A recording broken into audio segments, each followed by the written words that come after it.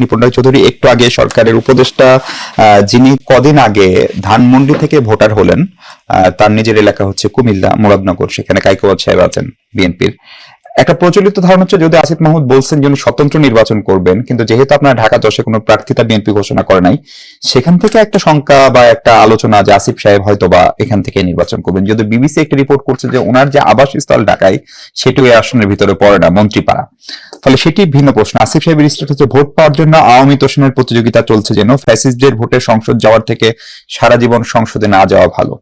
আপনাদের আসলে আসিফ মাহমুদকে নিয়ে কোনো পরিকল্পনা আছে কিনা? আসিফ মাহমুদ যদিও এখন এনসিপি না, কিন্তু এনসিপির সঙ্গে আপনাদের কোনো জোটের হিসাব নিকাশ চলছে কিনা? এবং আজকে মির্জা ফখরুলের একটি বক্তব্য নিয়ে ব্যাপক আলোচনা সমালোচনা হচ্ছে, বিএনপি একটি রিজয়েন্ডারও দিয়েছে। গতকালকেও তিনি বলেছেন যে ধানের শীষ যতক্ষণ আছে ততক্ষণ তারা নৌকার কোনো ক্ষতি হতে দিবে না, নৌকার সমর্থকদের, সাধারণ সমর্থকদের কথা বলেছেন।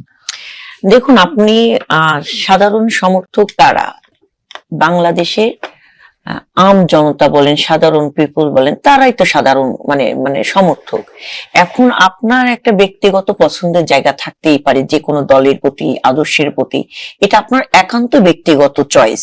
সেটাও কিন্তু গণতন্ত্রের বিউটি। আমরা যদি গণতন্ত্রে বিশ্বাস করি, মানুষের বাক স্বাধীনতায় বিশ্বাস করি, মানুষের স্বাধীনতায় বিশ্বাস করি, তাহলে আমাকে ওই সমর্থকদেরকে ফোন করতে হবে। তো আপনার পদ পদবি আছে কিনা, আপনি কোনো রাজনৈতিক পদ হোল্ড করে সাধারণ মানুষের জন্য মানে হুমকির সম্মুখীন হয়েছেন কিনা, ক্ষতির কারণ হয়েছেন কিনা, সেটা আমাকে জাজ করতে হবে। তো এখন ধরেন আমার মেয়ে অগ্নিলা রায়, আমি বিএনপি করি বলে যে বিএনপি করবে কিংবা সমর্থন হবে, বিষয়টা কিন্তু তা না। তার নিজের ব্যক্তিগত একটা মতামতের বিষয় আছে, আমার ওকে প্রাধান্য দিতে হবে। তো সেই সেন্টিমেন্টের জায়গা থেকে বিএনপির সংগ্রামী মহাসচিব তিনি এই কথাটা বলেছেন। এটা আপনি অন্যভাবে যদি আপনি মনে করেন যে এই কথাটাকে আরো রং দিতে পারেন কিংবা আরো কিছু কাদা ছিটাই দিয়ে এটাকে বিস্ফোরণ ঘটাতে পারেন, কিন্তু ওটা করে কোনো লাভ নাই। এটা ইন জেনারেল একদম যারা গণতন্ত্রে বিশ্বাস করে, মানুষের স্বাধীনতায় বিশ্বাস করে, সব মানুষই কিন্তু সেটাই বলবে। এবং আমি ভোট যুদ্ধে যাব, আমি তো তখন কম্বলে লোম বাঁচতে বাঁচতে তো আমার কম্বলে তো থাকবে না, আমাকে ভোটের যুদ্ধে বের হয়ে আসতে হবে না? কারণ এবারে নির্বাচনটা তো ওই আমি দামি স্বামী নির্বাচনের মতো হবে না, কিংবা দিনের ভোট রাতে হবে না। এবারের নির্বাচন কিন্তু অনেকটাই ডিপেন্ড করবে মার্কার উপরেও না, ব্যক্তির উপরে কিন্তু ডিপেন্ড করবে।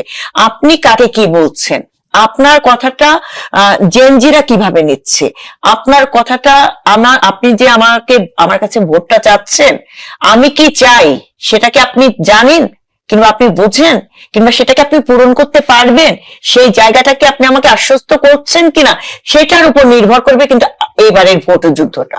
তো সেই জায়গা তো আমরা আমাদের ভোট যুদ্ধে জয়ী হওয়ার জন্য আমরা আমাদের কৌশলগুলো নেব, এবং প্রত্যেকটি রাজনৈতিক দল তাদের কৌশল নেবে। সেখানে কোনো মানে এই ধরনের ভাবনা চিন্তার কোনো কারণ নেই। আরেকটা বিষয়, আসিফ মাহমুদ সাহেব তিনি এখন উপদেষ্টা দায়িত্ব পালন করছেন, সরকারের গুরুত্বপূর্ণ দায়িত্বে আছেন, এবং তিনি কোত্থেকে নির্বাচন করবেন কি করবেন না সেটা তার একান্ত ব্যক্তিগত চয়েস। এবং জাতীয় নির্বাচন করার জন্য আপনার নির্দিষ্ট জায়গায় ভোটার হওয়ার প্রয়োজন নাই। আপনি জাতীয় নির্বাচন ধরেন আপনি চিটাগাংয়ের ভোটার আছেন, কিন্তু আপনি ঢাকায় কিন্তু নির্বাচন করতে পারবেন জাতীয় নির্বাচনের ক্ষেত্রে। আবার স্থানীয় সরকার নির্বাচনের ক্ষেত্রে বিষয়টা ডিফারেন্ট ইস্যু। এবং আমাদের বিএনপি যে কয়টি আসনে এখনো প্রার্থী ঘোষণা করা হয়নি, সেখানে জোট সংক্রান্ত বিষয় আছে, এবং সেখানে আরো ইকুয়েশনের বিষয় আছে, সেখানে অনেক চিন্তা ভাবনার বিষয় আছে যে ঢাকার কতগুলো গুরুত্বপূর্ণ আসন, সেখানে আমরা এমন প্রার্থীকে দেব যাতে আমরা ওই আসনগুলো আমরা জয়ী হয়ে আসতে পারি। কারণ এবার লড়াইটা কিন্তু ভোটের লড়াই হবে, জনগণের ভোটে নির্বাচিত হতে হবে, আদারওয়াইজ কিন্তু সম্ভব নয়। তো সেই জায়গা থেকে আমাদের কৌশল আমরা আগাচ্ছি।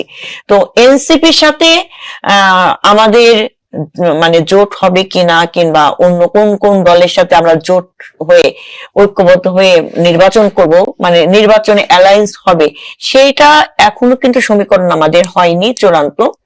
এবং আমি জানি না এনসিপির সাথে অ্যাকচুয়ালি আমাদের মানে সর্বোচ্চ ফোরাম কিংবা দলের সর্বোচ্চ ফোরামে এখনো সেই কথাগুলো হয়েছে কিনা সেটা আমি এখনো স্পষ্ট না, আমি বলতে পারবো না।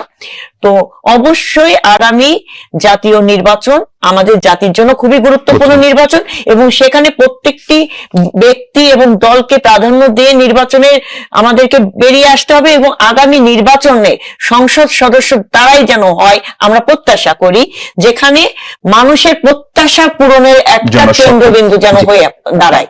সেই জায়গা থেকে আমি মনে করি যে বিএনপি একটি বৃহৎ রাজনৈতিক দল, বিএনপির অনেক মানে চিন্তা ভাবনা আছে, শুধুমাত্র দলকে নিয়ে না, বিএনপি চিন্তা করছে দেশকে নিয়ে।